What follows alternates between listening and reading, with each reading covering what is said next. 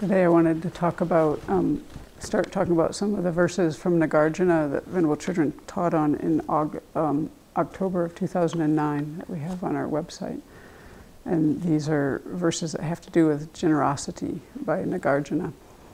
And so we all want to become bodhisattvas, and generosity is the first of the 6 perfections, and they say it's the easiest, but I don't think it's so easy sometimes. So I wanted to give some, start with the first, it's kind of like slogans actually. And so the first one that Nagarjuna has is, by not clinging, one gets rid of miserliness. So you can add in there, by not clinging when giving, one gets rid of miserliness. And so this actually is the one verse I've used the least, so I've been thinking about it quite a bit to try to really see where I'm blind, essentially. And so I think often when we think of being miserly, we think of possessions. And I found it, and then we have like my possessions and they're mine, and we get real, attached to things, and people go to war over these things. But where I find it more fruitful is to think about this in terms of the 8 worldly concerns.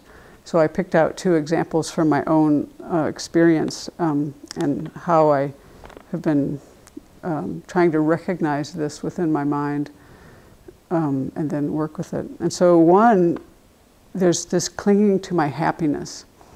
And I notice it quite starkly when we bow to each other in the morning, because we do this every day. And so it's you get to, and you haven't got so much in your mind then, so you get to really see your self-preoccupation kind of coming to the forefront.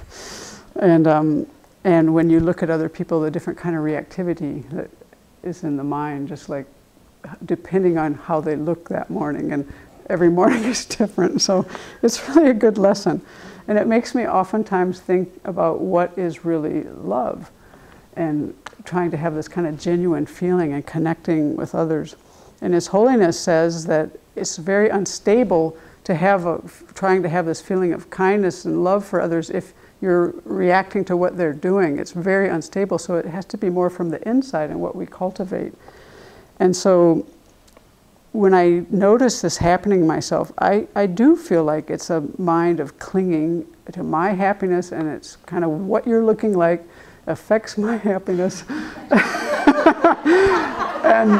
I find it is a mind of, well, like when I don't have the right motivation about how I put myself out to everyone in the community in the morning, the first thing in the morning, I'm quite aware that the self-centered thought and self-preoccupation, all those I, me minds are at the forefront then. And so then how do I break into that? And so I think what's been helpful for me is to go back to this gatha of every time I bow, I say, a lotus for you, a Buddha to be. And I just say that in my mind. And so I'm just giving, just from the get-go in the day.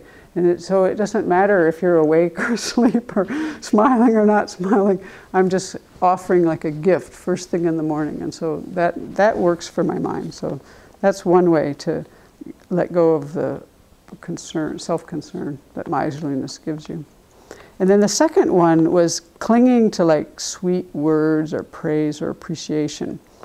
And those things, of course, you first have to recognize that they make you feel very special. And then you find out how much trouble you get into wanting to be special. It just leads you to misery. But still, when the experience comes up of someone saying something kind, and you watch the mind, in my experience, there's like a mixing of kind of this attachment to sweet words and a kind of joy. And so I wanted to separate out the part that's wholesome in there and to be able to rejoice. And so the thing that helps my mind the most to connect with that is to think about what is it that is being praised, so to speak, there. And one of my teachers always had this way of, whenever we did something, at the end, he would rejoice. And he would do it very simply by saying, we did it.